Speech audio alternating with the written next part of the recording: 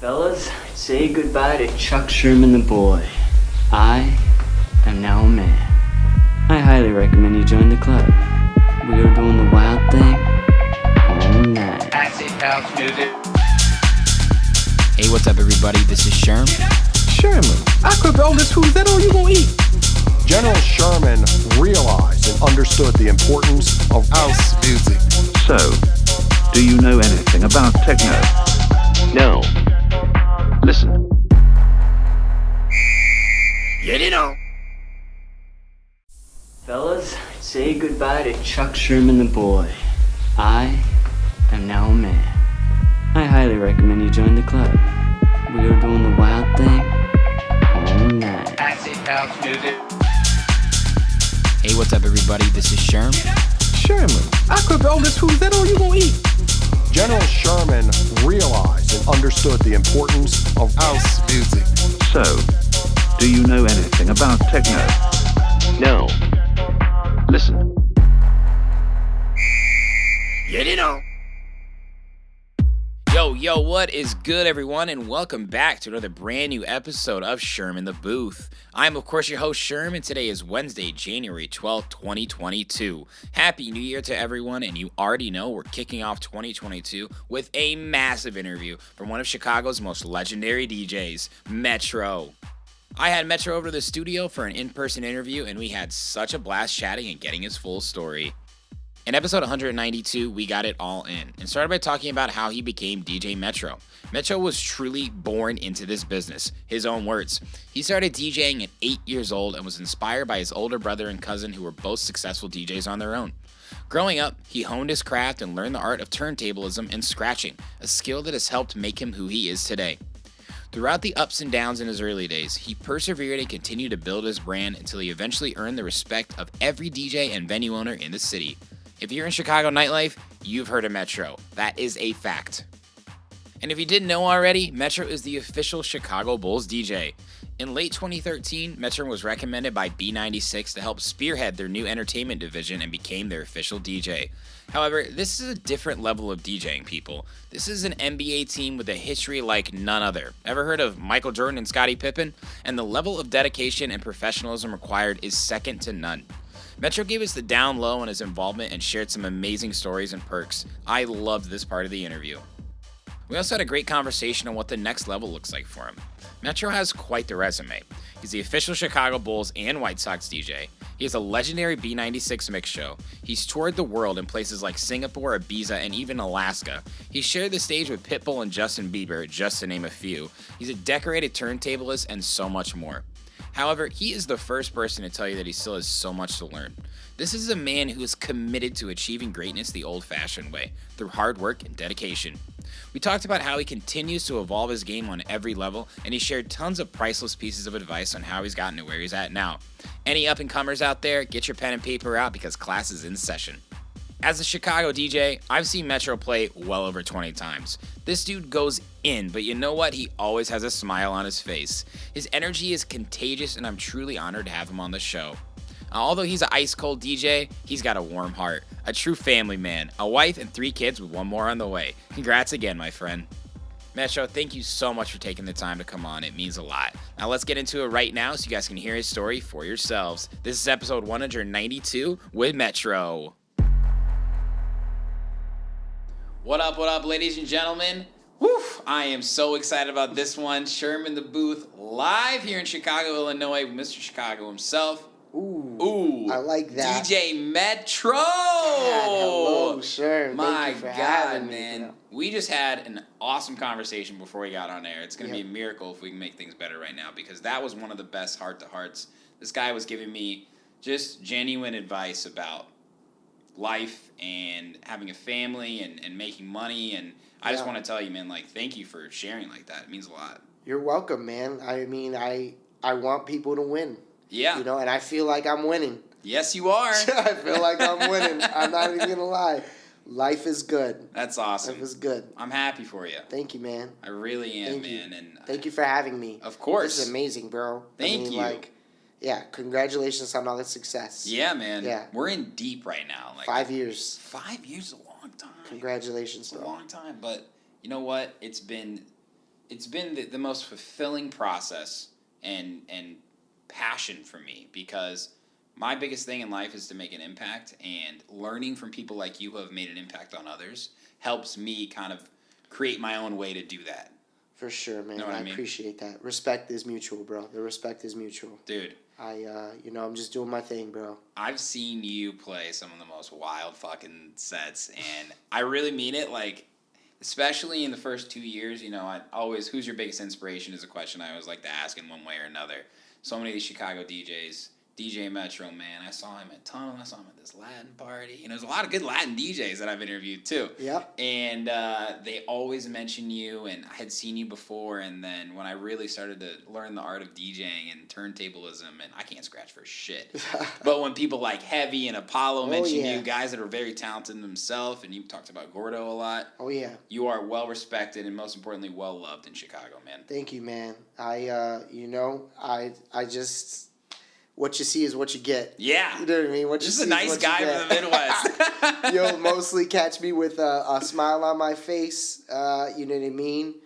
Game time when it's time to get to work. That's right. But for the most part, it's a good time over here. You know That's what I mean? right. Not a great cloud in my sky. So I like that, Metro. Yeah, man. What can I say, man? I'm as I told you privately, to just hear how much love comes my way sometimes is a little overwhelming. Yeah. But, because I'm not trying to be anything other than just nice, It's true. Just trying to be cool. It's true, man. And I'm trying to help people who are trying to help themselves, and I'm trying to help the art of DJing, and then trying to represent where we're from. Mm-hmm. You know what I mean? Like, I take all of that very seriously, bro. Yeah. Very seriously. So you need to. If you got respect for me and you got respect for the game, I got respect for you. It's as simple as that. Yeah, real recognize real. That's what I'm hearing. For real. Hell yeah. Yep. So, of course, we're going to get your full story today, but I always like to start these questions off with a fun one. Yep. You've been in the game for a while. We were talking about you've been DJing since you were 8 years old. A true Chicagoan, like I said already, too. I have. But you've DJed at a lot of venues that are not around anymore that we were talking about. Yep. What's your favorite Chicago venue that's no longer around? Whether you played there or not. Well, there's two of them that come to mind. Okay. One of them definitely has to be Lumen Nightclub, because Joel D. Barnes, God bless his soul, he was the general manager at the time. He recognized that I was passionate about trying to cross over into the top 40 market, and he had the club to do so. His Saturday night was one of the most popular Saturday night top 40 nights for a while. You know what I mean? It had all your popular club kids in there for a minute. Yeah. And his Friday night, when his Friday night needed a little bit of a boost with hip-hop and dance, he needed to find a DJ that could merge both, and then one that was available. So he booked me there, and it was definitely my entrance into the market because his marketing was so on point. No shit. I was in the Tribune. I was in the Red Eye. This was before social media. Marketing on social media. It was there, but it was not as strong as, at that time, I can't remember what year it was exactly, 2010? Mm-hmm. Oh, that was like Instagram had just launched and shit. Yeah, there was no... flyers were a thing on Facebook, but the marketing for a Chicago party was definitely more hands-on. That's awesome. Joe helped me, and I met my wife there. That's my point. Oh. I met my wife at that club. We were at a party, and I was DJing, and she was at a bachelorette party, and this crazy ass girl, they were blowing condoms in the penis condoms, I think. They were shaped like a penis. Yeah, classic. Yep, of course. One of them hit my head. Boop. While I was playing, I looked back. Crazy ass girl. She was like, "Hey." I was like, "Hey, the fuck did you just hit me in the head with?" My cousins were like, "Bro, you definitely just got hit in the head with a condom." I'm like, That's how I met my wife. Wow, what a beautiful story. What's her name? Liliani. Liliana, your special person. Liliani, yup, Liliani. But and then the other one is obviously it has to be the mid. Yeah. It has to be the mid. I mean, You know, I'll never, another one. When I got on B96 in 2012, that Memorial Day was like, that Memorial Day Thursday was like my true entrance into like, okay, if he can play here like this, he's going to be able to play pretty much anywhere. Yeah, man, the Mid is an institution here in Chicago.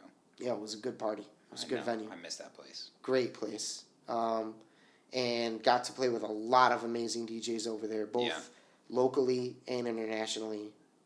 Great place. And I attribute them a lot to the whole movement of where I am today. Absolutely. The scene as a whole. Without a doubt. Yeah, and that's what I meant by institution, man. I mean, I remember I came to Chicago and I saw that place change a lot too. It was not underground in the sense, but like you had to wear a button down and like you had to be dressed nice and like had to look a certain way. And then when Phi took over, I mean, it just expanded the scene and they still welcomed in all different types of DJs and music, and it was just a fucking sick place. Yeah, bro. And now it's really cool because so many people still talk about it. Oh, yeah. Without a doubt. They left their mark forever. Oh, yeah. I come from a time way before that. You know, I could talk about clubs that are... But for me, as a DJ, you know, what helped me? Definitely the Mid. You know, definitely Lumen, for sure. I remember being, like, one day waking up and being tagged, like, 400 times by, like, 400 people on Facebook. Like, look at you in the red eye, you know what I mean? Or, and Soundbar. I've got to say, I mean, Soundbar's still around. Mm-hmm. But, you know, when Jordan was running Soundbar, Jordan is part owner of Headquarters. Him and his best friend. Oh, really? Headquarters Beercade. Yeah, of course. Jordan was the general manager of Soundbar for 15 years. And when they were redoing their resident DJs, it was Chris R., Trentino, who had just won the Red Bull championship. Yeah, he's sick. Myself, Johnny Walker, and a few others. I can't... Skylar Mendoza when he was in Chicago, and maybe like one or two other DJs. Mm-hmm. But I literally remember on that launch of that promotion, it was like second page of the Red Eye or first right at the bottom, and I got tagged in it like 400 times. Damn. And I just remember being like, shit, man, like, my God, like the amount of publicity I'm getting from one venue is insane. Wow. You know, like, it was just crazy. It was crazy. So, yeah, Good those answers. clubs really did it for me. Like, you know, and they're awesome stages to play on. Yes. They're awesome. Like, Soundbar's sound system, bro. Yeah, it's crazy. Incredible, bro. It's wild. Wild. State of the art. So, yeah, those are some of that. Good answers, Metro. Some of the best yet. Yeah, man. Yeah, God, and then I just have to throw in like all the Latin clubs that I DJ'd at before because they helped mold me, you know, to who I am right now. From Mambo Cafe to you know, what was that bowling alley at? Manor. Manor was a bowling alley, had a banquet hall in the back, but there was a promoter that threw the party in a banquet hall, and that party was cracking when I was a shorty. You know what I mean? Okay. 17 years old, 18 years old, that's where we partied. And those parties helped mold me. What you see is what you get. That's right. God damn. What you see is what you get. And you were telling me before, you literally started DJing at 8 years old. 8 years old. I mean, born into this business. Born into this business. Born into this Not business, a lot of people bro. can say that. I mean, tell me about growing up in Chicago and, like, your first exposure really to that scene. Okay. No problem. Get ready, people. Okay. Take a sip.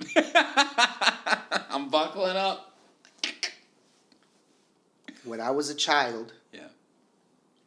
when I was about 5. My earliest memories are right about kindergarten. Yeah. One of the earliest memories that I have is, God rest his soul, is my cousin Adrian and my brother always being together. My brother is 6 years older than me. Mm-hmm. Adrian had a brother that I can't remember at kindergarten, and that, everyone's talking about him. Right. But I have no idea who he is. I have no idea who he is because he's a superstar at the time. Yeah. He was in a freestyle group called TKA. He literally dropped out of high school. He dropped out of SHRS, like his junior year of high school, to be a DJ for TKA, a freestyle group. Maria, do do do do do do do do. Right? No, right? I know that song. All right. He's DJing for them. Freestyle dies. Yeah. They become K7. Come, baby, come, come. Who knows that? Huge group. Yeah. That song still stands the test of time to this My day, God, doesn't it? multi-platinum album. They Yeah. had hits on there, bro. Zunga Zane, come, baby, come. Yeah. They had hits, bro. Yeah. They had hits on that album. My first introduction to, like, okay, this isn't just a show, but we know someone here, is the Pan American Festival in Chicago. Yeah. It's insane. And they're the headlining act, K7. We're backstage and I'm 6 years old. No idea what's happening. There are girls everywhere. Everywhere, bro. 6. My brother, my cousin Adrian, Yeah. and my aunt Isolde go into the trailer. I'm hanging out with my mom and dad outside. Yeah. And my mom and my dad are like, don't worry about it. We're going to see your cousin in a moment. I still have no idea who they're talking about. My cousin is this fucking superstar DJ, bro. You know what I mean? I'll never forget him. So they start performing. I obviously know the songs. Yeah. And I'm just in awe. I'm like, Adrian, this is your brother? Like, he's like, no, this is your cousin. Like, I can't believe this. And at that moment, he was doing a routine with a cut called Tricks Are for Kids. Tricks are for kids. Tricks are for kids. Tricks are for tricks are for kids. Tricks are for kids. He's taking off his shirt. Tricks are for kids, one hand. And I'm like, bro, I'm totally captivated. Wow. There's thousands and thousands and thousands and thousands of people in front watching this show, and I'm a 6-year-old child, like, pretty much sold on what I want to do for the rest of my life. God damn. And they're like, bro, and then the relationship just grew. Yeah. His dad owned our Taekwondo gym, which was 3 streets away from my home. I grew up on Monticello and Palmer in Chicago. His gym was on Fullerton and Avers. It was literally like 4 blocks away. And my grandpa owned a laundromat around the corner. My dad owned our barber shop. Wow. My mom taught special ed at the school. Holy shit. So... You're really close to your family. Very close. Yeah. I gravitated towards him with the music. My brother gravitated towards him. My brother gets into music. My brother starts DJing. Has great success. Releases a mixtape with Ryan B. Don't know if you know that name. Mm-hmm. Yeah. Ryan B. is one of the most notorious club promoters in all of Chicago. He threw a party called Energy Thursdays. Yeah. Oh, okay. And I've heard that. Forget about it. Yeah. You know, whoever is a club kid right now or is in clubs definitely knows Ryan B. Definitely knows Energy Thursdays. Definitely knows all about all that. Ryan B's known me since I was 10 years old. No joke. Like, wow. That's my guy. His 8th grade gift to me graduating was letting me come watch my brother and my cousin DJ Nonstop do 4 turntables. It was a hip hop set They did and the day before, I just graduated 8th grade. And Ryan was like, bring your little brother. He wants to see you guys DJ and do all, you know what I mean? It was incredible, bro. Wow. It was incredible. I was 13 years old. When did you get your first pair of decks then? Like, you own them? The first original pair of decks were some Gemini's belt drives. Those were when I was like 10. Yeah. But at 11, my brother was not into DJing yet because he was a dancer. Yeah. He was in a dance crew called the Untouchables, and Legendary. And he danced for Too Cool Chris. He danced for Bad Boy Bill. You know, and they used to take him all around the country to dance backup for him. No shit. Yeah, he'd been to Texas. He'd been to New York. Young as a shorty. He was like, if I'm fucking 11, he's 17 doing this. 18. Yeah. You know what I mean? Yeah. So, and he took then it was my cousin. So it was like, it's just a whirlwind of entertainment Really happening. killing it. Like, not just like, you know. Really killing it, bro. Yeah. Really killing it. You know what I mean? Like, really killing it. Just a whirlwind of entertainment all around me. Right. All around me. And being captivated by all of it. All of it. And then he wasn't into DJing, but he met the best DJ, the best mixtape DJ in the area at the time was DJ Quick. KWIK. Mm-hmm. And he was still playing house music at the time. Quick wanted to move from playing house music on 2 Techniques to playing all Latin music on Pioneer CDJ 100s. Wow. That's how far back we go, baby. CDJ 100s. That's how far back we go, baby. Let's with the go. Jet, zip, and wah effects on there. I know this because DJ Quick DJ'd my mother's job's Christmas party, and he let me sit by him year after year to just hang out with him. Wow. As a child, 11, 12, 13 years old, as a puppy. You were just enamored. Period. I was glued, bro. So my brother saw that my brother got close with DJ Quick and bought Quick's turntables for me, 2 Techniques. Okay. That was my first pair. I had them until the new Mark TTXs came out. My mom and my brother bought me one. Nonstop bought me the other. I started to cry at Christmas. Better than any video game system. And the rest is history, bro. Just completely sold Nonstop, got on the radio. He got on Kiss FM, then he got on B96. And I was like, everything's possible. Yep. Like, yo, what the fuck is happening? Like, this guy right next to me is getting all this shit. My sophomore year of high school, he meets DMX. He becomes DMX's DJ. DMX fires his old DJ. The DJ that had like the what was that big festival that, like, you know, it was like the clip that everybody uses for X. Lala, not Lala. It was in Chicago? Yeah, Woodstock. Yeah, after that show, X's original DJ got fired, and he hired my cousin. How'd they meet? The fuck if I know. I can't even remember. My cousin's he's a pioneer in hip-hop here in Chicago. Yeah. Period. And he's obviously good with people and making connections and just a genuine guy. Period. And, you know, I've been around once he got the DMX thing, I was really like, okay, wait a minute. Like, yeah, because think about the timing. That's kind of fucking crazy. Like, you know, he went through a string where he wasn't DJing at all. It wasn't working. You know, like K7 was over. Right. And reality set in. Right. He was able to live off of K7 for a while. I remember as shit as that. It was a long while before he decided to go do anything else. But wow. Between that time and doing whatever he was doing, it wasn't working. So we all have that pivotal moment that's like, when is it going to happen? Mm-hmm.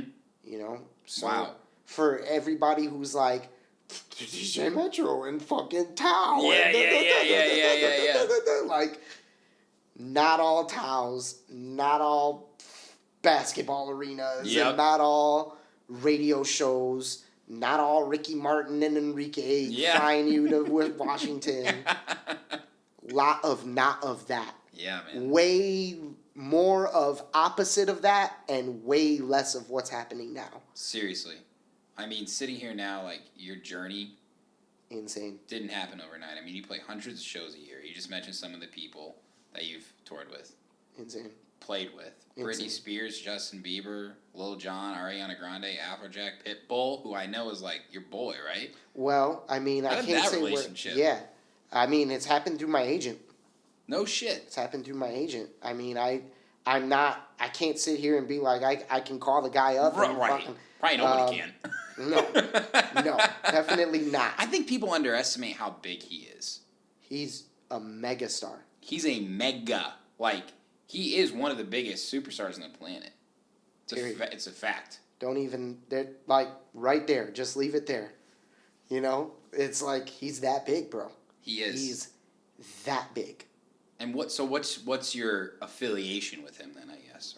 No real affiliation. I play on his radio station on Globalization. Right. Through my agency. Sick. The roster. Right. My agent is very close with his camp. Okay. And his camp has demanded really strong, talented DJs open his shows. Okay. And that is how the relationship has grown. So him and his team trust you as a DJ. Period. That must be a humbling. It is. Humbling feeling. It is. You know, you play the guy's songs. I've worked many radio events where he's our headlining or co-headlining act. He's a megastar, bro. He's a megastar. I literally caught a tear at the end of the show. He thanked me by name. I caught a tear in my eye, boy. Let me tell you. How cool. How amazing. You know what I mean? Yeah. Look at the moment. Look at where the music has taken us. You know what I mean?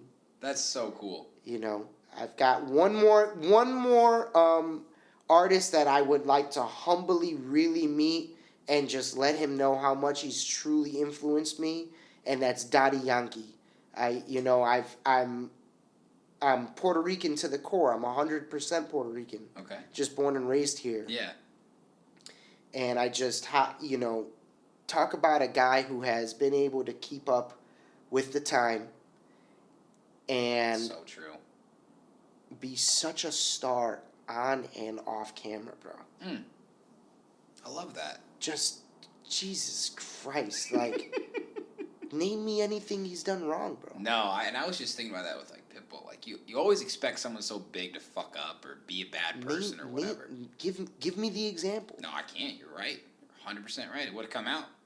You know, Mark Anthony, I haven't had a moment to meet him yet. Mm-hmm. He's a huge Puerto Rican act that I'm baffled by. Mm-hmm. You know, I spent 6 summers in Puerto Rico. My brother spent 9.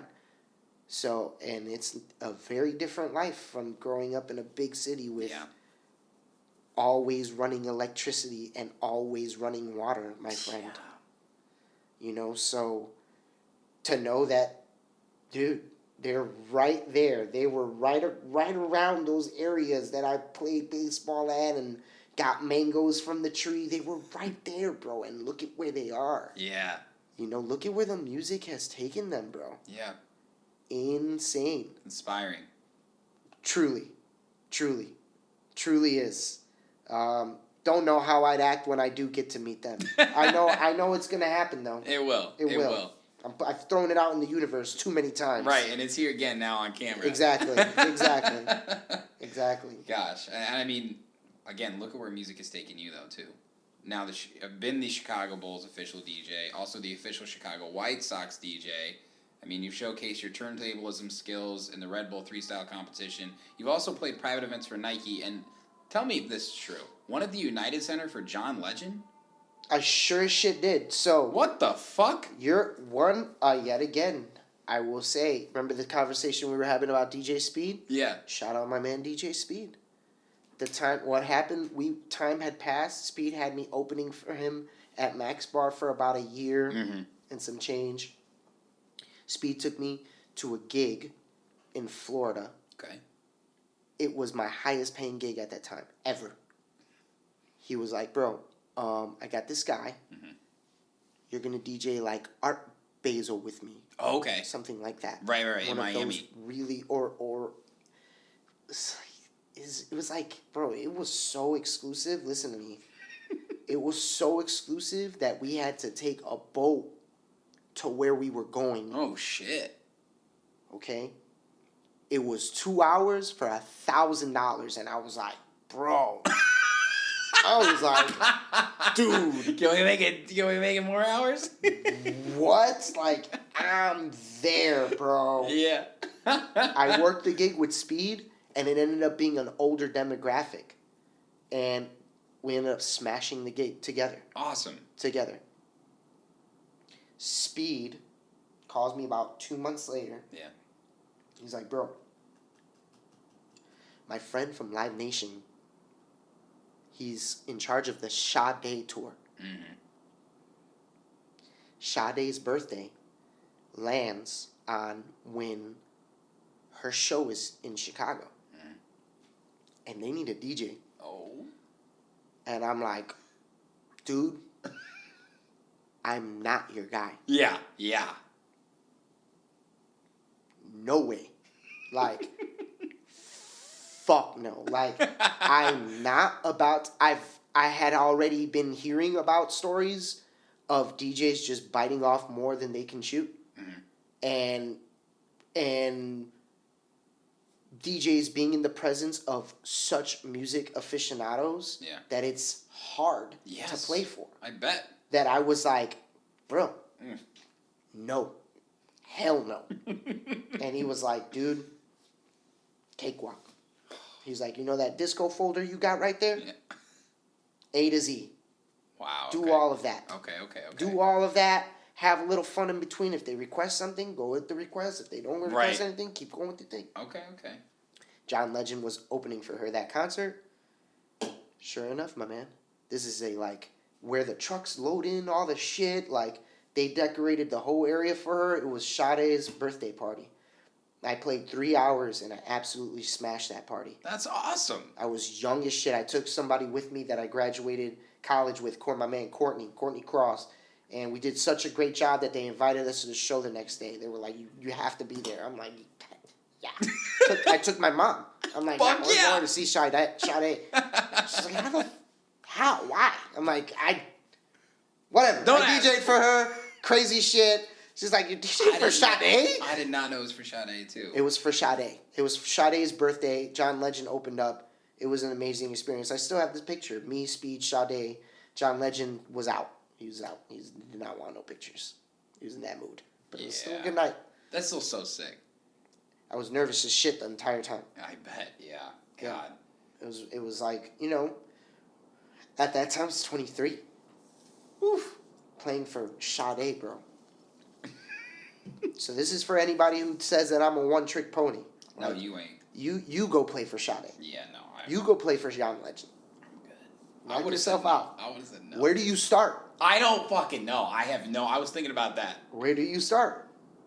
Billie Jean. Bro, I started at 96 BPM. Yeah. I'm telling you, I started at 96 BPM and at 128. All night. Disco folder. We're running right through this. Okay. That's there was good. one moment where I played Prince. I didn't know her and Prince had a thing. She was like, no more Prince. Ooh. I was like, no problem. Woo! It got spicy for a second. I played that. She went. You went. You know when you're trying not to make eye contact? Yeah, you feel it.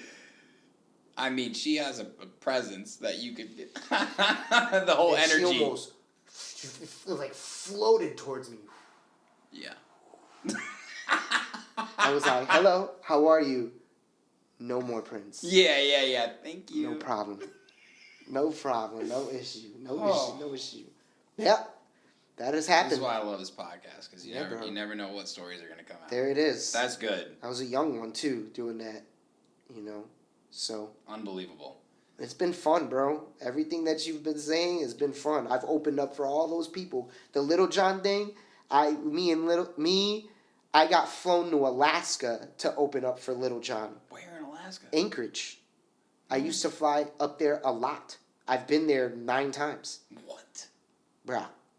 The Puerto Rican shorty from Chicago been to Anchorage? This happened because the owner of the Anchorage club booked DMX Okay.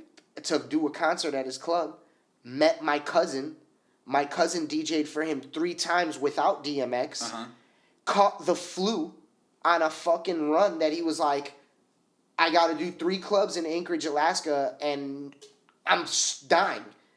And he called the owner and was like, listen to me. I got a fucking 19-year-old cousin Yeah. who will go out there and murder. And he's like, he's 19. He's like, he's got a fake ID. Send my cousin because he's the only one that can do the job. And he fucking sent me. I made like $300 a show, and I didn't give a fuck. Yo, that's sick. I made $900 going to DJ in Alaska when I was literally like 19 years old. Bro, I think I was 18 years old. My girlfriend was still a senior in high school. Holy shit. No joke. I was fresh out of high school doing shit like that. Yeah, G. I think that's tight as fuck, dude. Yeah. And then I did such a good job that time Right. that he brought me back like 3 other times. He kept bringing my cousin back. And then it was time for him to start doing shows. He wanted to do Rick Ross. Yeah. He wanted to do 3 6 Mafia. He Yo. wanted to do Little John. My cousin was DJing for DMX, so he was like, you're going to be the guy that's opening up for all those shows. I fucking kept coming back to Alaska.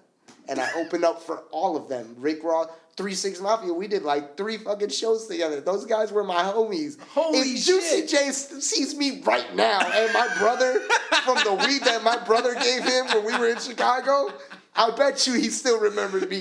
That motherfucker took Wow. some drool was coming out of there. I'm not even lying, bro. He got to remember. And then my point is, excuse me, my point is like, it's Anchorage, Alaska. You don't think, they've never been back. You don't think they're going to not remember the guy that opened for them and handed them the turn? Like, remember that? Even if they don't remember me, right. I'm going to be like, yo. Remember Anchorage, Alaska? Never been back. The fuck? That's a way to start a conversation. Yo.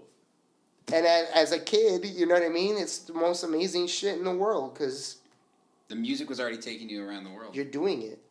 You're doing it. You're so young that the money is like, you're making money. Yeah. My car payment's $190. Yeah. My insurance is $80 at the time. What do I got to worry about? Yeah. Nothing. Making $900 in 3 days? Yeah, that's big. Ma, I'll be right back. Yeah. Like, Ma, hold the meatloaf. I'll be right back. Drop me off of the blue line real quick. I'll be right back.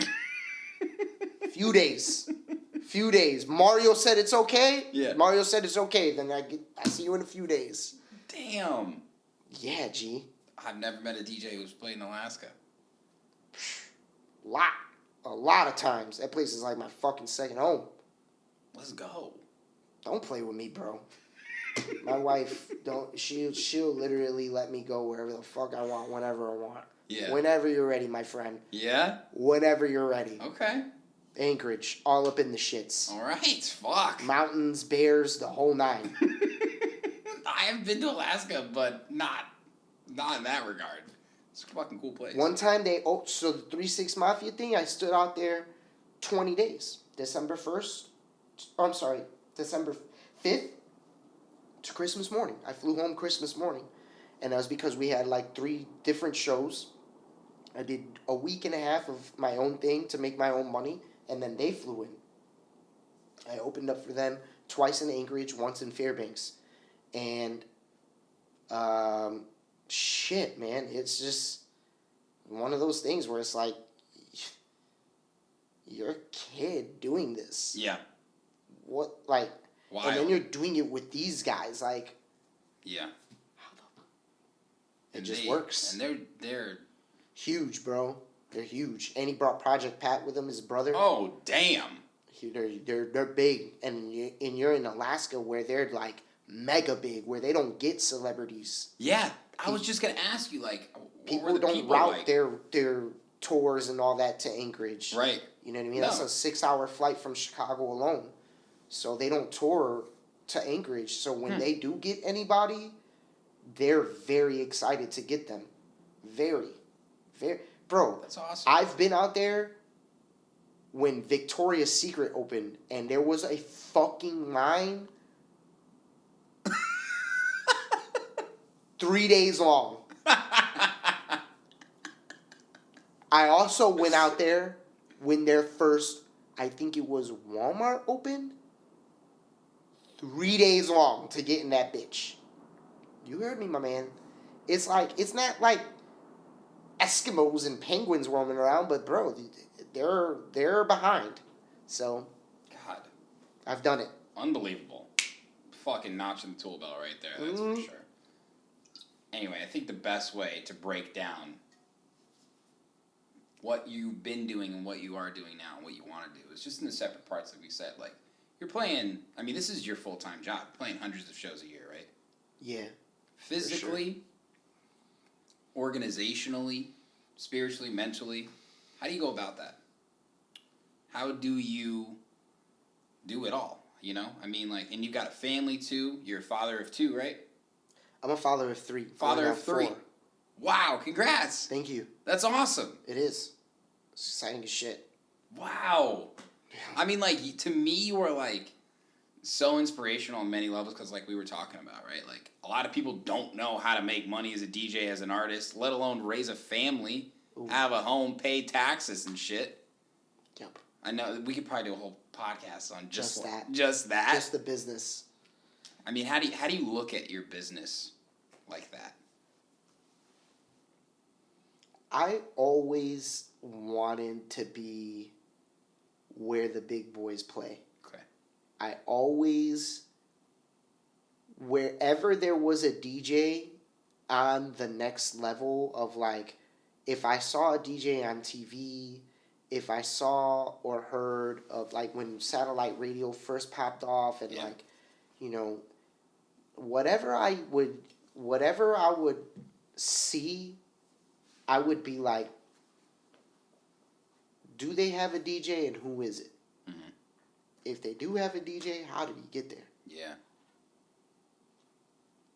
And I think just having so many people around me in entertainment of all walks of life, right. Rappers, singers, vocalists, instrumental, people who play instrument, DJs, right.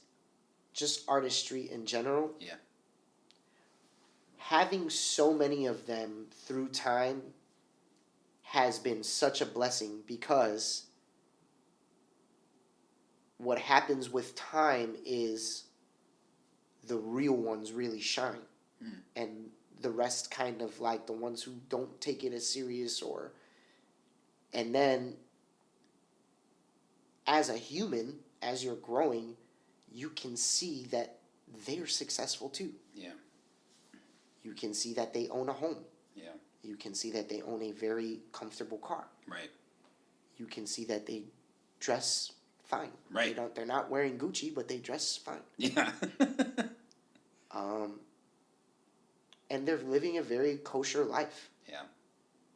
And one thing that I've never been afraid to do is do exactly what you're doing, is ask the difficult questions. Mm-hmm. People think they're difficult questions because they're afraid to ask. Yeah. I'm not. No. And you can't be. Yeah. You can't be. You cannot. My dad used to tell me, you're the dumb one if you don't ask questions. Bro, if you're in school and you don't know what's happening, and everyone else knows what's happening, guess what? You're officially the dumb one if you don't ask. True. Like, you need to ask. Because my dad is not born and raised in Chicago. He's born and raised in Puerto Rico and does, still to this day, barely knows English. So asking him for help on my homework was, like, not existent, bro. Yeah. That was not a thing. Wow. Being like, hey, I need help with this. No, the fuck you don't, because I can't even understand it. You're going to need to ask your teachers who get paid to teach you how to do this. Yeah. And so from that, and just growing up with people, my older brothers and older cousins that be like, motherfucker, say something. Yeah, like, yeah. You know what I mean? Yeah, like, yeah. You excuse me. You're good. You have moments in your life, you know, where people will be like, bro, just be honest. What the hell's your problem? Right. You know, and that comes from older people telling you, you know what I mean? And really growing from it, holding yourself accountable to, like, all right, I just have to be more honest. Yeah. You know, And so you take it serious. You're honest and you take it seriously. I take it very seriously. Like I said, you'll catch me for the most part with a smile on Right. my face. Of course. But when it's go time and when we're talking about, you know, how I put food in my children's stomach, yeah. this is rather serious. Absolutely. You know, and everything has its time and place. You know, so how I do it all is you know, thank my mom and my dad and my brother, my cousins, thank everybody around me who has molded me to be the person that you see today. You know, the responsibility of having a dog young and, you know, having things that having a mom that doesn't have a lot of money. Yeah. We have what we need. Yeah. You know, so. Right. It's humbling. It is. You know, so. That's awesome. I hold that very near and dear to me. Yeah. Because absolutely. it's like, what do you need all this other shit for? You know? That's like the best answer to that question. What do you need all this other shit for? And then when you're really good at hustling your talent, you know, like, my brother's best friend, he's like mind blown. He went with us to San Diego, and he's like, bro, you literally, like, we rode a scooter to the front of that club and parked it, you DJ'd, and then we left on the scooter again in front of everybody. Yeah. And he's like, there's no Lamborghini, there's no fucking... Those scooters are fun, though, aren't they? They're a ton of fun, especially when it's 2 degrees in Chicago. Yeah, I love that. I know exactly what you're talking about. You played at the Hard Rock, right? Yeah, I used to, and now it's El Chingon. Yeah. Now it's El Chingon and Sidebar. Hard Rock is no longer a party, but right. Yeah, you know, and like, bro, why wouldn't I? It's 65 degrees and in December. You know, like, I'm riding a scooter. You don't need the Lambo. Nah, get the fuck out of here. I can't afford. And that's the other thing. Is like, you're playing yourself, you fucking idiot. Yeah. You don't think people know you can't afford that shit? Right. You ain't DJ Who Kid, my guy. Who the fuck you think you are? God. No, you can get it, but can you maintain it, bro? Right. That's what you told me. You know, don't be stupid, man. So you keep that humbling. You keep that Honda until that shit don't run no more. Then you make your decision on what you want next. You know what I mean? Yeah. Simple as that. Yeah. Do you remember the moment where you started thinking about your talent as a certain monetary value? You know, you mentioned, like, going out to Alaska for $300 a show. Like, is there a number that you put on yourself? Do you remember that day or that moment or that conversation? It grew. Yeah. It grew. It definitely grew. I started my career at $50 a half hour. Right. Kind of just learning from others, guessing, like seeing what people will or won't pay, right? Exactly. Right. And really putting the hustle behind it. Yeah. The hustle of being your own manager and your own agent. Yeah. It's been trying, but it also comes with the experience of having other jobs. I've had jobs in retail. I have had jobs at UPS. I've had a serious career before this, you know what I mean? So I've applied a lot of the things that I learned at those jobs to my business right now. Right. Everything from marketing and shipping it's just things that you learn. You soak in and you apply it to your business. Yeah. So, you know, that's basically how it's worked, man. Yeah, I think it's something that I think about too. You know, like how do you put a monetary value on being a creative, especially being a DJ, right? So it's like you hear about the Chainsmokers making $1 million for playing Encore Beach Club, right? Right.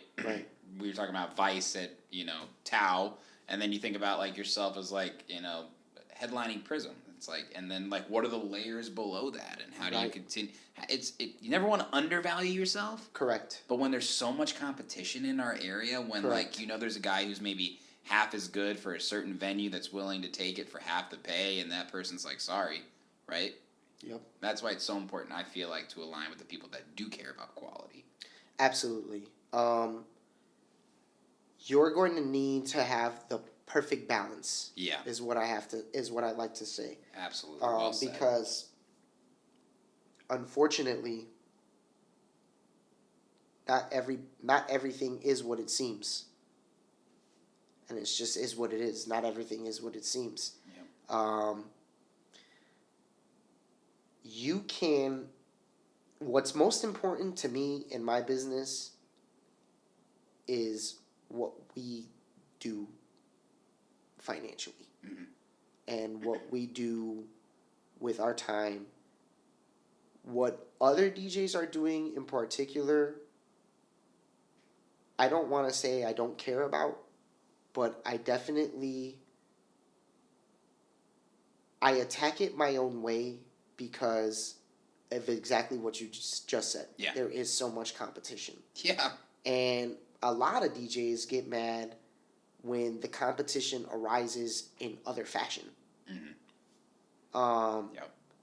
And the name of the game, what I have to say is the name of the game has just simply changed. Yeah. The name of the game has simply changed. When I was younger, you needed to be the best DJ. Yeah. You needed to have the best mixtapes. If you weren't on the radio, you were supplying the streets with enough of your name for promoters to want to book you. It's crazy. Grassroots marketing, bro. Straight up. Grassroots marketing. But you needed the capital to do it. Because you had to invest in the covers, the cases, the CDs, the print. It's expensive. Yeah. So the name of the game has changed. You got DJs that were for a while I was like DJing at the mid and shit, like we would literally get booted off sometimes for a DJ that wasn't a DJ but wanted to DJ, and he booked a $10,000 table. You know what I mean? And what happens now is everybody's so quick to be like, fuck that. Fuck pussy and fucking up the game and messing up this and and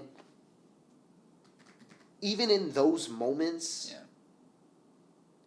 the patience was always just on me because I always knew that this was over soon. Yeah. Those phases of those type of DJs, that's going to come, that's going to go. Because, you know, these rooms, whether they're big or small, someone somewhere is investing a lot of money in here. Yep. This right here, this room that we're DJing at, this costs somebody a few $1 million to do. Right. And if I'm that guy, forgive me. If I'm that guy, or if I'm the person watching that guy's money, I'm going to want to make sure that this is operating at a level that is feasible for everybody. Yeah. Not at an amateur one. Yeah. Yep.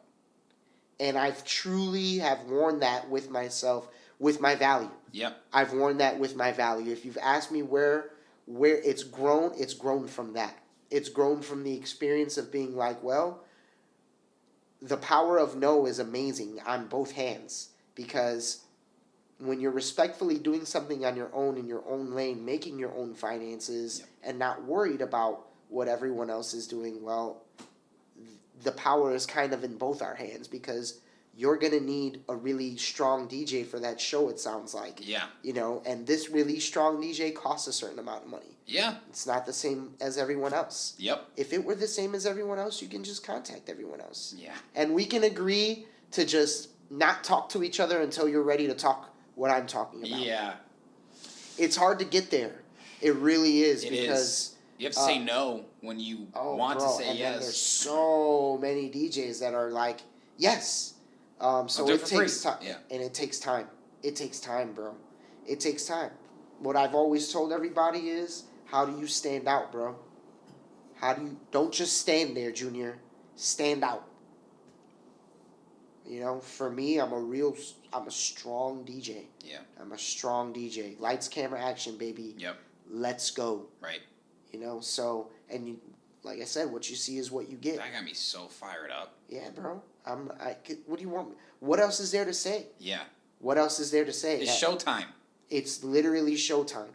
And, you know, why did you build this room? To fuck around? No. You know, you want to pay guys top dollar day and night every Friday and Saturday? You want to pay them top dollar, fly them in, pay their hotel and their per diem every Friday and Saturday? That's going to get expensive, bro. Yeah. What about nights like right now? This is the point in the podcast where you put the temperature on the corner. Right. What about nights like right now? It's -6 degrees. It's fucking cold. You want to take that $3,870 risk? Yeah. You want to do that? I don't know, bro. I just feel like you should really do your diligence in finding the strongest DJs right around here. Yep. And my attack on this has been, be the strong DJ. Yep. Be the strong DJ. I love that. Be the strong DJ. If 10 people are in a room talking about music, DJing, creativity, 7 of them should be mentioning my name. That's really how I feel. Whether it's in top 3 or not. 7 of them should be like, oh, 1,000%. That's how I feel. Damn. That's how I feel. Own your market, bro. Yeah. Own your market. Own all of it. Straight up. We were talking about that earlier. Chicago, man, can you fucking build your name here, man? You can, bro. You can. In every fashion. Every fashion. In every fashion, bro. There's a lane for everybody. I mean, look what you've done as a global touring DJ, but also look what you're doing with like the Chicago Bulls and the White Sox, right? Like we were talking about the brands and stuff. Crazy.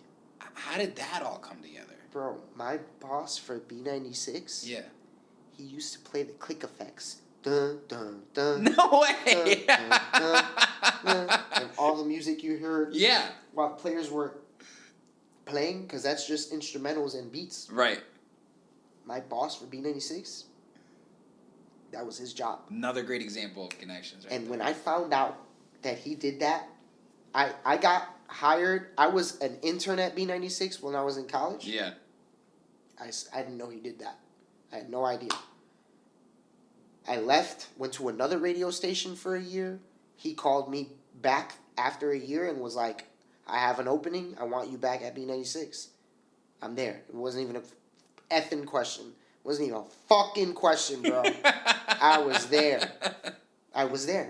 And he told me he did that job like in 2013. And I was like, what the fuck did you just say to me? He's like, oh yeah, I play all the music for the Chicago Bulls. I'm like, bro, do they have a DJ? He was like, an official DJ? Like the way Irie is for the Heat? And I was like the way Irie is for the Heat. Okay. No. He was like, no, we don't have an official DJ. He was like, but that's interesting. I've never heard of that. Maybe like a few months later, there was a paid partnership with some DJ that was there, with another DJ that was there. Yeah. But there was nothing official. Right. The boss of entertainment at the New York Knicks is born and raised in Chicago. Mm-hmm. She saw that the job opening was in Chicago. She nailed her job interview. She got the job. And the first person she called for the best DJs in the city was my music director at B96. I've been away from Chicago for 16 years, and I want the best DJs in Chicago. Who do you recommend? Wow. And he said, I recommend DJ Flipside, and I recommend DJ Metro. Yo. And that's how that happened, bro. Yo! 3 or 4 days later, we were in a meeting with her in B96, talking about the stipulations of potentially being the official DJs for the Chicago Bulls. So this is like their entertainment division. Like you weren't just like hired to fill a role. Like this was like No. a new wave. Period. Like, whole new lady coming in with a whole new mentality, her way of doing things or no way. She's badass. She's a boss and I'm proud to call her one of my fucking great friends. That's amazing. Runs it. Yo, do you I'm sure you do, but Irie and you and like being an official NBA DJ is a fucking thing, bro. There's Utah Jazz, Sacramento Kings. Pacers got one. Yo, they're everywhere. They're like, and landing the gig is a dope gig. Yeah. Landing the It's gig a is big crowd. huge deal, bro. Huge. For us, I don't know how it is for everybody else. We have a title. We're music coordinators. Yeah. Bro, we do big things for the Bulls. Series. Halftime show productions. Yeah. Like, things that take months and months to create. Original production through Flipside. Original production through Marquee. Oh, yeah, bro. Big stuff, bro. Huge. We got a huge role. We don't just get up there and like, oh, no. Get up there and play the music. Yeah. Blah, blah, blah, blah, blah. No. This is not some club gig, bro. This is games at 7. You're in position at 4 o'clock for rehearsals. Holy shit. Fuck yeah, dude. That's fucking awesome. You're running music for an NBA team that's on TV. They can hear you, bro. Best team in the East right now, too. What? Best, oh, yeah. Best number one team in the East. How amazing. I love it, man. God bless. How good it feels to be back. I'm so happy for you guys because Thank you. I told you from Indianapolis. I've been a Pacers fan my whole life. Yep. And but I still love the Bulls. Like I'm going to see them play the Nuggets in a few weeks, and I love the United Center. Great, man. I think I'm DJing that game. Fuck yeah, Yep. let's go. Yeah, that would be great. So it's just like, and you know, the United Center and the Bulls, like The electricity, I bro. mean, dude, you know, like electricity. Jordan is still in the building, bro. They literally, I don't know if they're sick of me doing it yet, but every time I walk into the curtain, I give a big ass, wow! Don't care what they're doing. I don't would give too. a shit who's doing what. You're hearing my yell. It's hella loud. It's hella Puerto Rican, and I don't care. I mean, Proud moment, bro. It sounds like it's I don't know the right word for it, but certainly sounds like you guys have challenges that you take on as a team, as professional group. I mean, without a doubt, there are definitely things that just got to get done. Yeah. There are things that got to Right. get done that don't need to be talked about. Right. These are internal things, and when you're a professional, they get dealt with in a professional manner. Simple as that, bro. Simple as that. So cool. And I've seen you've I saw this video you had on YouTube. It was at the Mid actually, and Jimmy Butler was there, and you got on the mic and said, "Dude." And I saw you've done you did a private party for Joe Kim. I mean, have you developed a relationship with these players? Like, how cool is that for you as a true Chicagoan? Yep. There's no words for it, right? That's so awesome, man. That's fulfilling. You know? You don't need that. Like, Bro, I've played horse with Tony Kukoc. Did you win? I did not. I've played horse with John Paxson. Wow, that's so fucking cool, man. These are things that I get to do, and I don't, I feel like sometimes because I'm not an internet hoe, always on the gram Right. and always on Snapchat. You don't have to because you love this. You don't need anybody else to say that's cool. I don't want to show You know how I don't cool that want to is. show everybody. Right. Like these are my moments, man. Yes. These are my moments. And if you're around, you're around, and if you're not, you're not. Yeah. These are my moments. These are my moments. I've worked hard for these moments, bro. Yeah. Worked very hard for them. That's powerful. You develop a relationship through work. You see each other enough. They request songs all the time. My DJ booth is on the floor. Minus this year, COVID. Yeah. I'm right there. Hey, I'm right there. To be like, yo, play this. There's only one Puerto Rican DJ there. So it's not hard to miss me. And then I'm the one that's DJing all the clubs. So it's they go out and definitely you're not there. hard to miss me. And I'm very adamant on letting you know that I'm the Chicago Bulls official DJ wherever I am. So the relationships have been, they've been good. But they're my relationships. Yeah. They're love mine. that. I can't even begin to tell you how awesome I think that is. I'm definitely not the guy to call if you're like, let's book him and see if some players come out. Like, I'm not doing none of that shit, bro. No, it's not a package deal. No. You're you and they're them.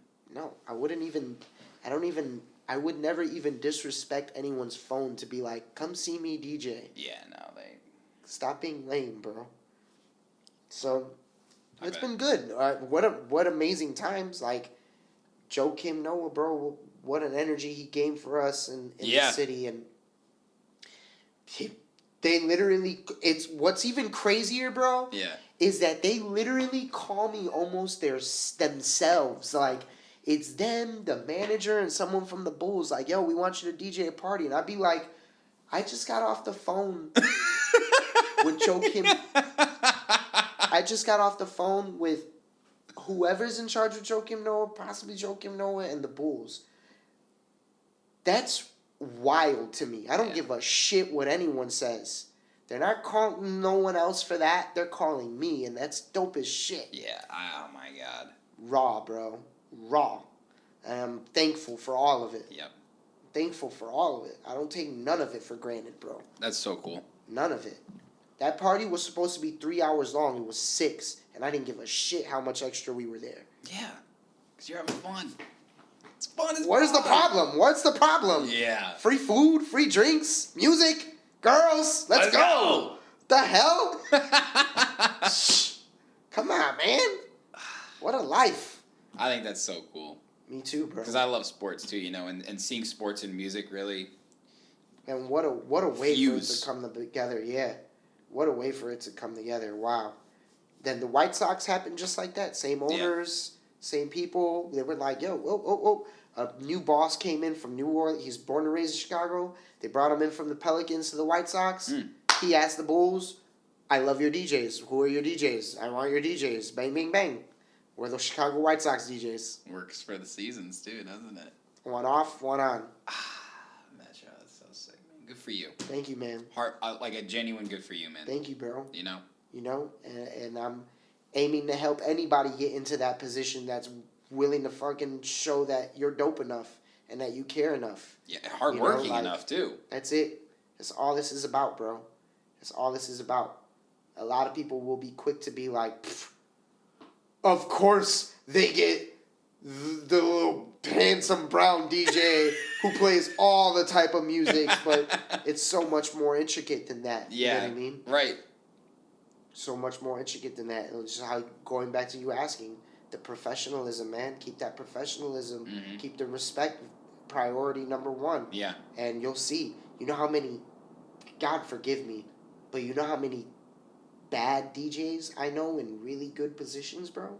Because of a really, really, really good attitude and because of a really good stage presence and how they carry themselves on time. They have no problem taking 3 or 4 calls to talk about the run of show. Right. And, well, what's the issue? I mean, this is your job, right?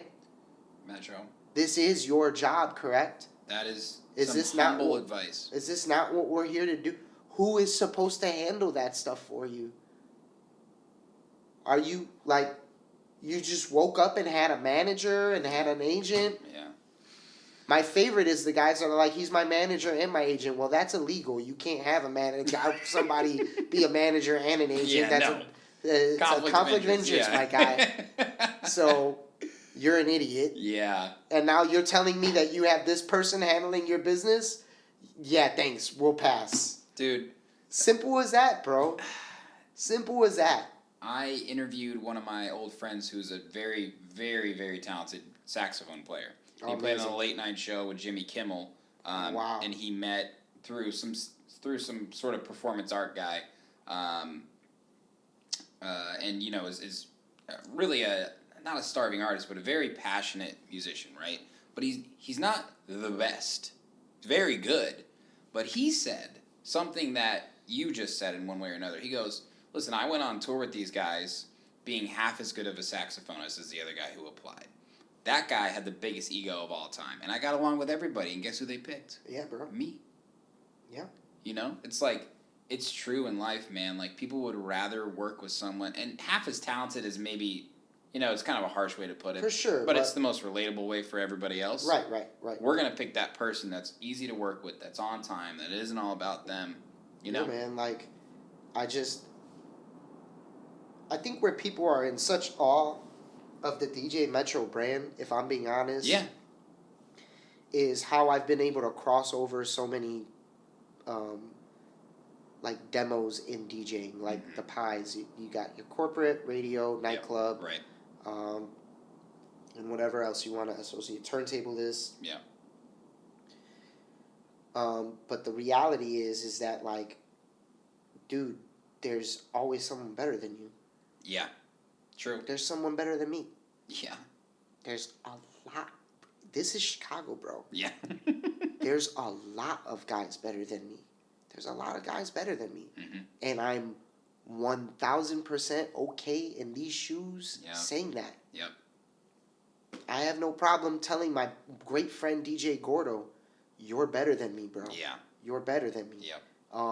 But when you're an adult and when you're a business, same things that work for Target don't work for Walmart. Mm-hmm. Oh, well said. Yeah, absolutely. You know what I'm saying? So people just have what they would rather want, and as long as you're doing what you're supposed to be doing, you're going to be doing what you're supposed to be doing too. Yeah.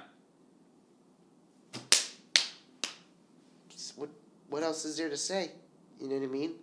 And it's clear that your brand is well respected not only in Chicago but all over the world. I mean, you mentioned that you've been booked in Singapore, China.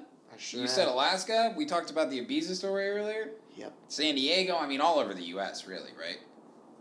I've done the Philippines, Singapore, Shanghai, China, and Taiwan 4 times, all in one run. My agent Kevin McLaughlin here in the United States is partnered with my agent overseas on the nightclub that they own in the Philippines. Wow. That happened only after I flew to Asia one time to do that run by myself before they even met. They didn't even meet yet. Whoa. They didn't even meet yet. I don't even think I met my agent yet. I don't even think my agent in the United States, I don't even think I met him yet. But my agent overseas booked DJ Chaos, who's under the roster.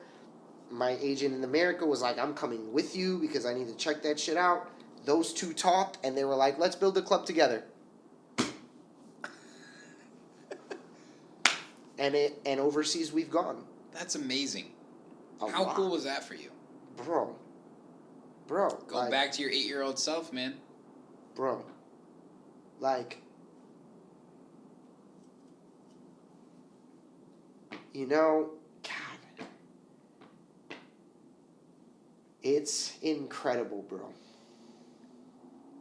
It really is. Yeah.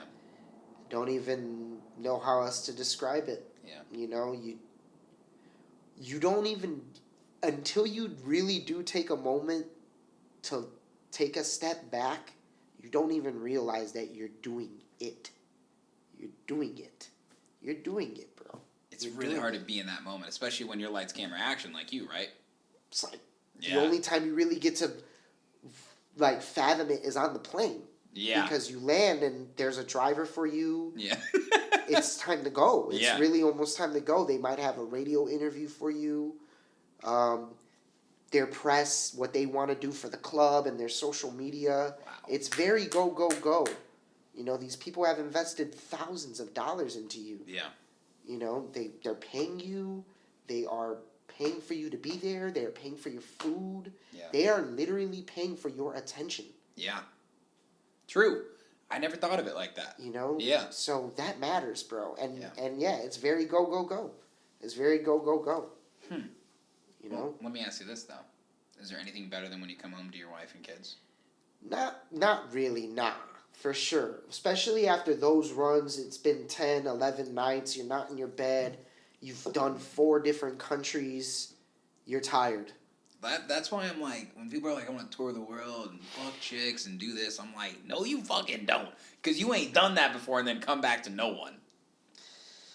You want to do that when you're a shorty. Yeah. When you want to do that when you're younger and when Right. you don't got no responsibility and Who's touring the world at 22 years old? Though, not a right? lot though. You know what I mean? 0.01% of people? Yeah. Like, it's hard. Yeah. And then you realize that touring comes at touring alone. And when I say I'm touring alone, I am not Steve Angelo. Yeah. I do not have a fucking road manager. Yeah. I do not have a manager. No. I do not have an agent with me. No. I don't have a publicist. Yeah. Bro, it's literally my duffel bag, my book bag worth of all my shit, and I'm on the road. And here we go. And my itinerary's in front of me, and I gotta do these things. And tons of fun. Right. The food is incredible. Yeah. The people are incredible. The amount of networking you get to do. But yo, you definitely do get lonely. Yeah. You do get lonely, especially when you get used to the life you have. Mm-hmm. I have children jumping on me and a wife that really loves me, bro. Yeah. And she supports me. Yeah. You know, and she's happy for me. And I get to take my family with me on these amazing adventures when applicable. Yeah. You know, so it's daunting when you have to do it alone. I bet. That's the good word for it, is like, oh, thank God my nephews are getting older. My brother's been coming with me a lot more. Mm-hmm. So it's like so much better. Yeah. But, you know, because you genuinely want someone to enjoy the ambiance and the moments with you too. You know, so for those of you who definitely are like, I can't see it. You know, he's making a bunch of money, he's fucking touring tomorrow. Yeah. How is it? You're like, then you stay home. Like, yeah, I've been home too. Like, no, it's a healthy balance when you can do both. Absolutely. And you've earned the right to get that opportunity. You've earned the right to say that I'm happy to be home when you go home. Without a doubt. You know, I love being home. I pay a lot of money to own it. Yeah. And it smells like our home. It cooks like our home. Looks like my home. It's home. Well, obviously in how you grew up too, and from what I know about, like, yeah, I mean, Latin culture in general, especially Puerto Rican culture, very family oriented. Very. Lots of family gatherings, cooking together, spending morning, noon, and night together, and that's what it's all about. A lot. And my kids That's what life's all about. Without a doubt. My kids are very attached to me. That's awesome. My kids are very attached to me. How old are they again? I'm very attached to them. 13, 7, 2. 13, 7, 2, and a new on the way. Do you know do you know if it's a... I know. I do know. When will this air? Next Wednesday. Next Wednesday. I don't know if I can say it just yet. I don't know if my wife wants me to tell everybody. Okay. We'll wait. Yep. We might have to wait. That's exciting either way, though. Beyond exciting. It is. Wow. Yeah, bro. It is. Gosh. You know, more exciting is just being in this position to have the balance, because it wasn't always there. Yeah. I definitely almost lost my wife, my children, to like not having the proper balance. Go, go, go, go, go, go, go. Not enough. Do. Yeah. So having that, not only is having them around one of the most humbling balances in my life, but having that experience also was one of the most humbling in my life too, because my wife deserves just as much credit as I do. Yeah, absolutely she does. You know? She's been with you. She's seen you go up and down Wow. and up and down. And so, you know, that's really what it comes to, is like having the proper balance makes everything so much better, bro. So, with an adult, just like everything else, you've got to find the fine line. So it's dope. It's dope. I'm so happy for you, man. Thanks, man. It's great. Thank you, bro. It's great. Good for you. Okay, so one of the last things I want to ask you about. For sure. Could be We've anything. mentioned a lot about your journey as a DJ, how you've seen vinyl go digital, how you've seen hip-hop go house. And back again. I mean, and here we are in a city that has so many different types of influence, from a cultural standpoint, from a culinary standpoint, from a sports standpoint. I mean, Chicago's got it all, right? But one thing we do have is a really special type of DJ culture, you know? Yeah. You know, and it's a competitive scene, like we said. It is. And I think kind of the blanket statement, everyone's a DJ, is something that we don't hear maybe as much anymore, but everyone is a fucking DJ, dude. You know, the barrier to entry is virtually zero. Kids are 16 years old getting a Serato mixer from their mom on Christmas, illegally downloading all their tracks, right? Like, you didn't go through that. I definitely didn't fucking go through that. And I don't know. It's like, it's the easiest it's ever been to become a DJ, right? My question is, do you think we're hitting a peak of all this? Will being a DJ go out of style? And is it even really a trend? It had to be. It had to be a trend because the DJ is so big. Mm-hmm. The DJ is so big, bro. You can't name, from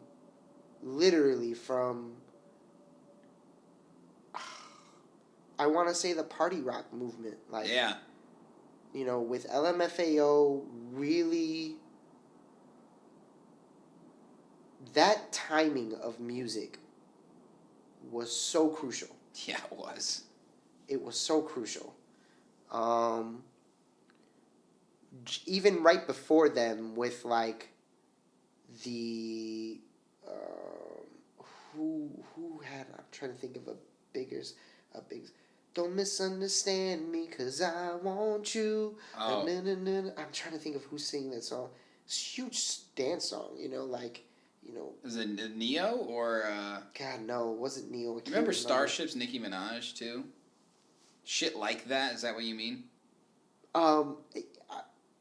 Kid Cudi, Day and Night, the Croakers remix. Like, the timing of all that music, and then Zed Bounce, and then I'm sorry, Calvin Harris Bounce. Yep. And then more Calvin Harris. Yeah. And then Zed. Yep. And then Skrillex. Yep. Diplo. Yep. Deadmau5. Yeah. Avicii. Mm-hmm. Bingo Players. Yeah. You're talking about a time that was so big for dance music that it was impossible for you not to talk about a DJ. That's so true. Our moms and grandparents were talking about DJ Tiesto. Sorry. And no, you're good. And Tiesto's been around even so much longer than that, too. You're right. So long. Think of Benny Benassi. Yeah. Paul Oakenfold. Yes. Armin van Buuren. These guys have been in the game. Pioneers for, bro. I mean, you talk about our own. You're talking about overseas. Let's talk about our own. Kashmir. Yeah. Steve Smooth. Yeah. Bam Bam. Alex Peace. Mm-hmm. DJ Tragic. God rest his soul. Gene Ferris, baby. Gene Ferris. Derek Carter.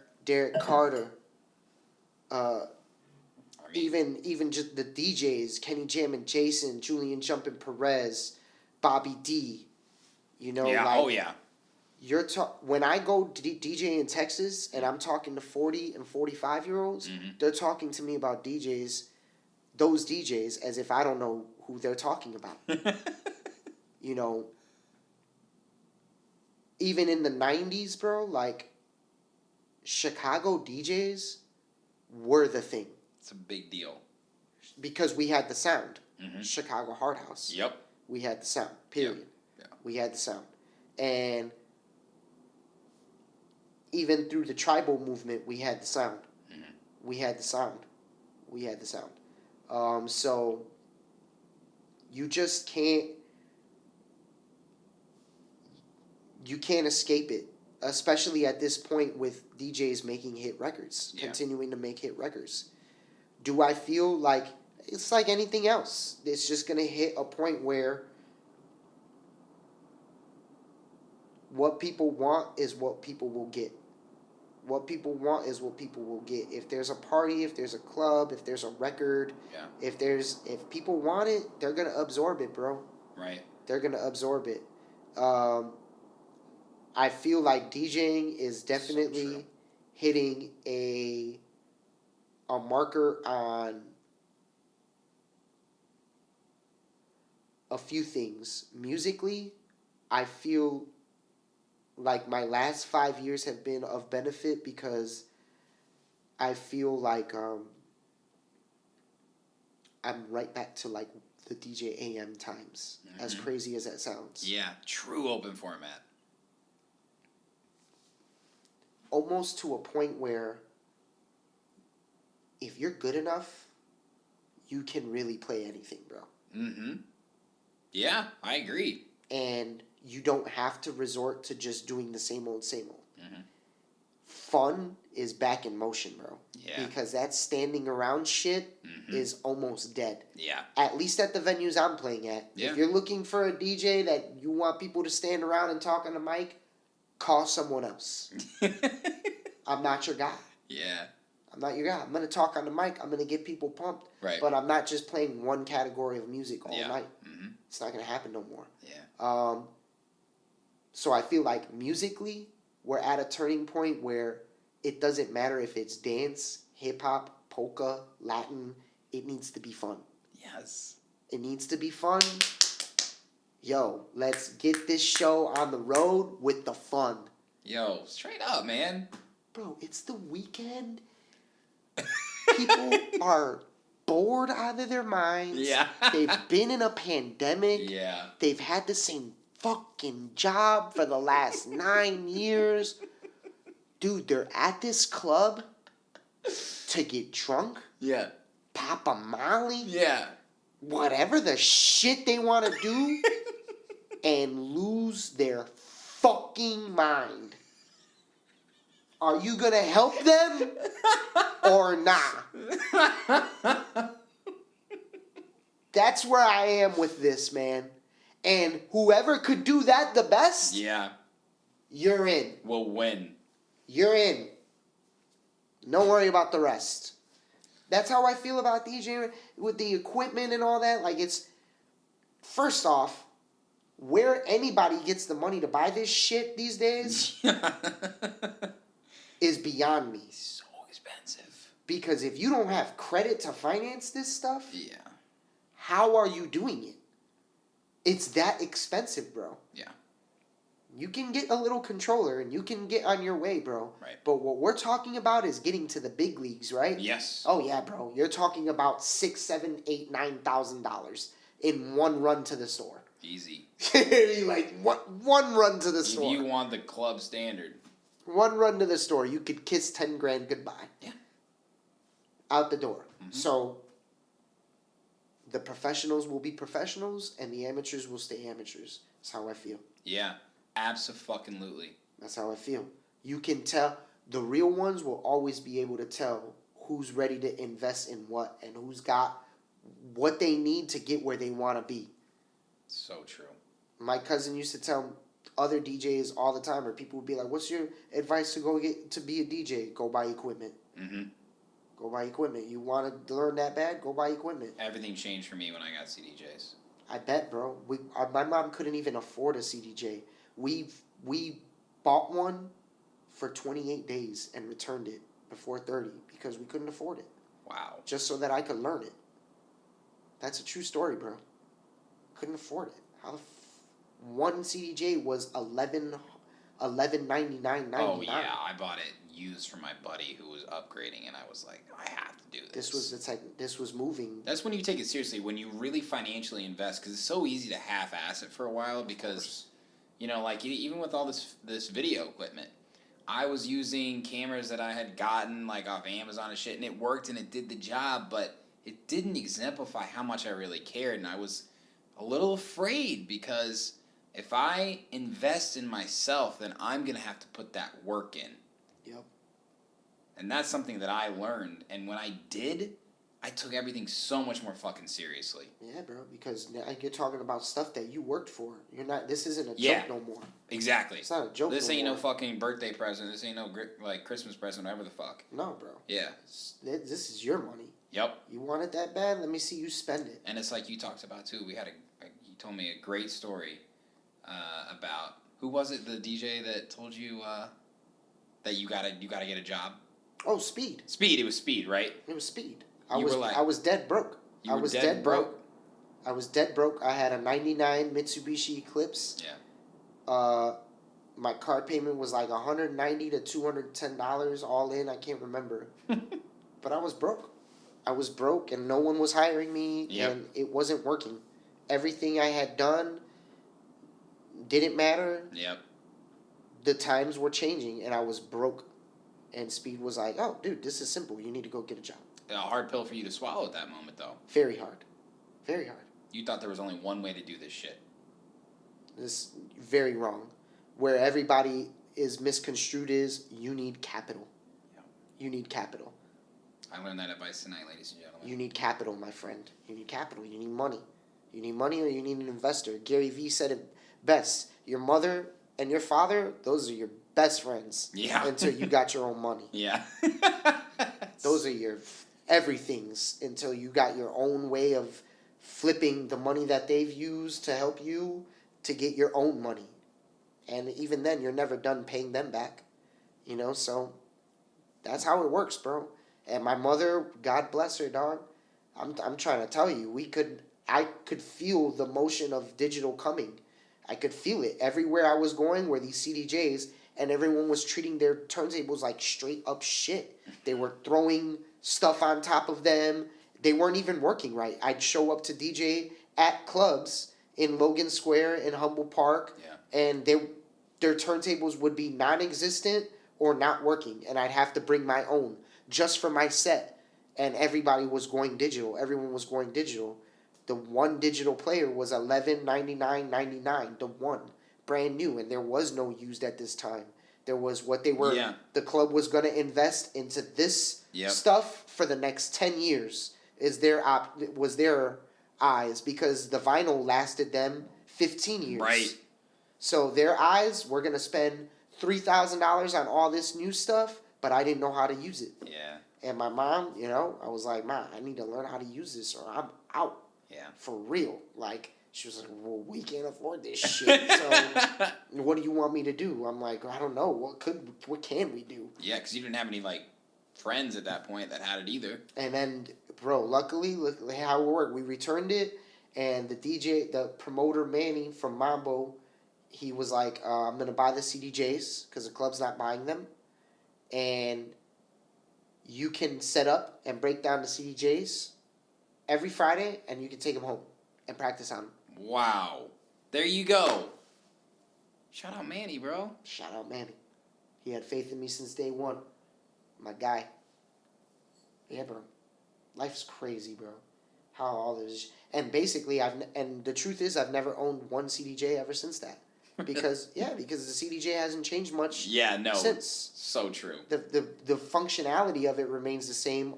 They just keep adding shit to it. Yeah, no. The 3000s, bro. It's a lot. It's a lot. Unnecessary. But I know how to use them. I know how to use them, yeah. I use the shit out of them, too. I use the shit out of them, too. Yeah. I mean, I'm not complaining. I mean, they got every fucking button to know. Every feature possible that you can have on a tabletop player is in there. Everything. What are they going to do next? That's what I keep thinking. Make pizza. Yeah. Stick a little thing in there that's going to give you a fucking pizza, and then you can DJ.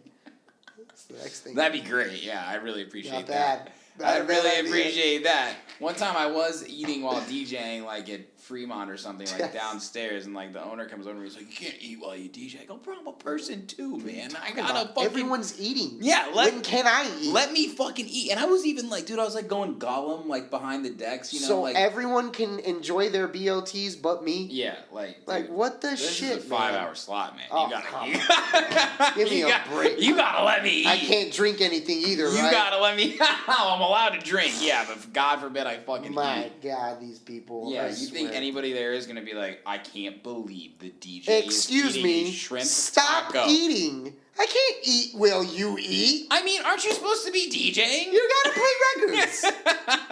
My God. Jesus Christ. What is the longest set you've ever played?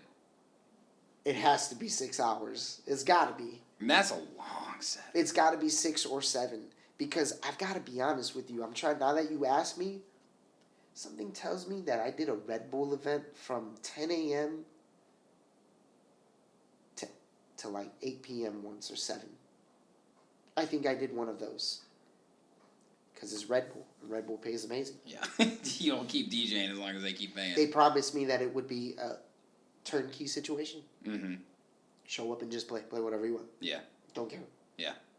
That's exactly what it was. You know what it was? What? They were racing sailboats.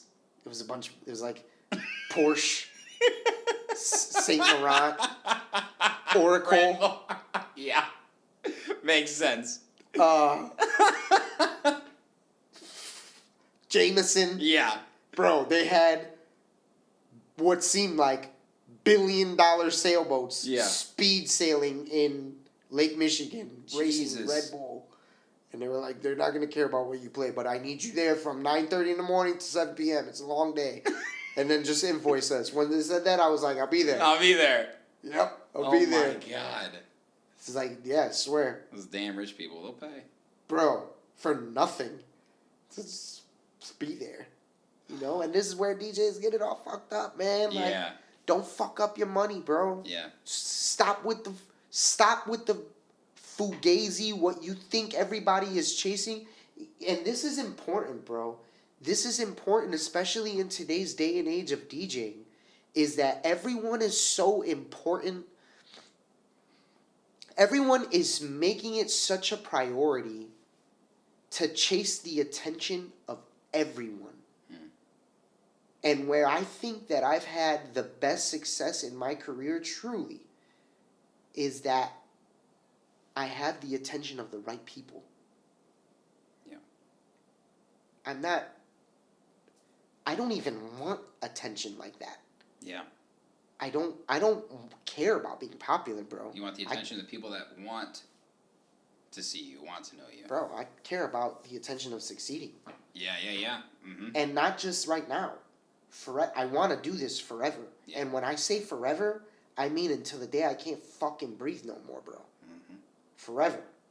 So, whatever we need to do. Whatever we need to do. You know what I mean? Whatever we need to do. It's not that big of a deal. The problem is you take yourself too seriously. Yeah. You take yourself too seriously. That's the problem with a lot of these guys. You take yourself too seriously. You were so quick to tell me no to DJ in the concourse for the Bulls. Yeah, like the DJs that I helped get that, they're like 7 seasons in, bro. Yeah. You know how happy they are to show up to United Center, play records, get paid, and watch a basketball game? Yeah, that's amazing. That's a good job. That's a good day in the office. Yeah, for sure. That's a good day in the office, my man. But because your pride was too high, you felt like you didn't want to be seen as some guy in a hallway, you're dumb, bro. Yeah. This is your job. And it's not always going to be fucking towels and Navy Pier Grand Ballrooms. It's not always going to be you on TV. No. There's going to be shit that you're going to have to do for this job that people see and people don't see. Yeah. And it's on you if you want to make it. You don't want to do it, no problem. I will. Yeah. Hey, no issue at all. Yeah.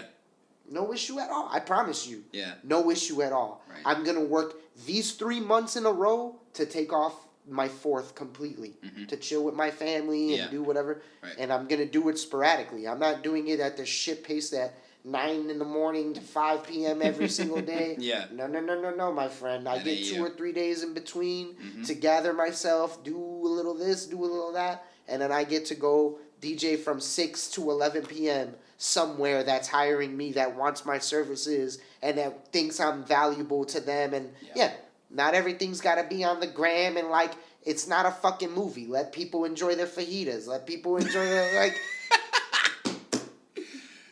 You're just there for work sometimes. Yeah. This past summer, I DJ'd Sears Tower, bro. There was 2 times I did it. There was no one in my presence. One time I played outside. It was just the people walking around and blah, blah, blah, blah. Both times when I was finished, they were like, we love having you here. We're like, okay. I'm like, I love being here. Yeah. I love being here. You love having me here? I love being here. Yeah. We love listening to you on the radio. We love having you in our presence. You know what? We're going to bring you back a few more times. It's that simple, bro. And all those other few times, there was no one in my presence either. I literally DJ'd for absolutely no one. Them. Yeah. Them. Thanks. And why say no? Yeah. Why say no, bro? Oh, because there's not a crowd, or because, no cloud or whatever. Bro, like, you're about to miss out on money. This is where you guys fuck up, bro. You fuck up your money, bro. Yeah. God bless. Can't save them all, Sherm. Can't save them all, bro. Metro, I gotta tell you. This has been one of my favorite interviews ever. I've learned so much on a personal level, and your perspective is... it's very mature. I don't really know how else to say it. And I am inspired by the fact that you do have so much fun, but also take yourself just as serious. Yeah, G. Well, don't take yourself too seriously. You take this business seriously. Yeah, hell yeah. It's business. Right. It's business. Yeah. And when you sit down at the table with other business people, you got to have something to talk about in relevance to what they're talking about. Now, that's true. That's really true. And, if everybody thinks what you do is a fucking joke, then maybe you're just a joke. Yeah. When are you going to take yourself seriously, bro? Right. When are you going to take what's next?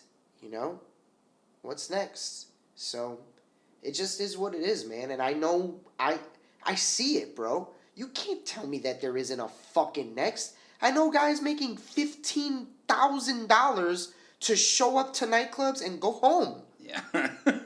It's crazy.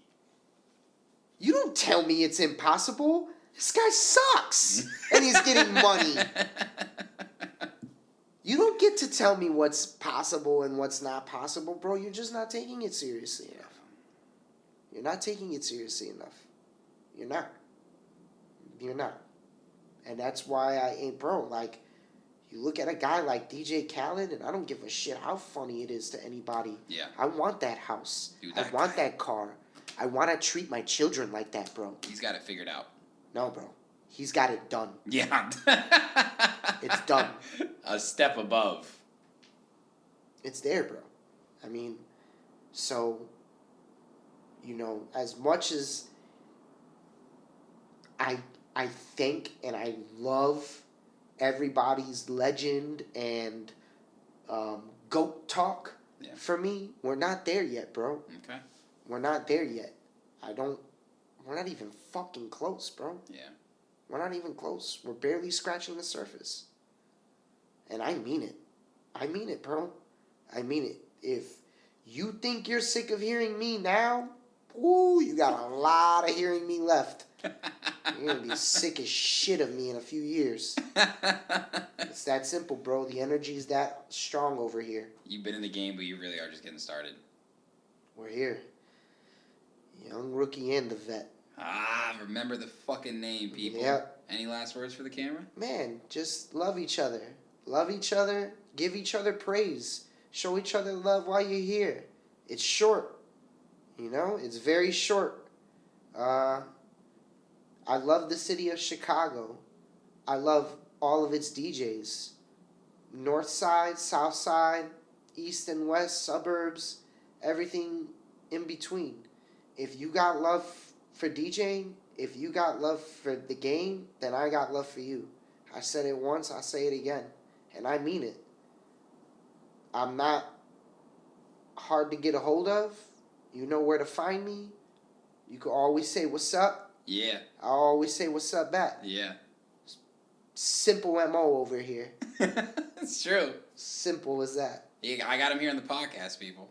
Literally. Easy as shit. Easy as asking, right? That's right. Easy as asking. That's right. So, that's it, man. I want to thank you for having me, bro. For sure, man. In your space, in your humble abode, bro. Yeah. This is amazing. This is it. Yeah, man. You're doing it, bro. You're doing it. I'm trying. We'll meet each other at the top, bro. Yes. Yep, we'll meet each other at the top. My man. My guy. Man, do I love Sherman the Booth. Oh, hey, I think you do too. Hope you enjoyed that piece of content. If you're looking for more, Make sure to go to my YouTube channel and hit that subscribe button and turn on all notifications so you don't miss any upcoming Sherm in the Booth interviews, live sets, new music, exclusive artist interviews, Sherm's Word, sub-pack reviews, and more. This is your one-stop shop for everything entertainment. Cheers.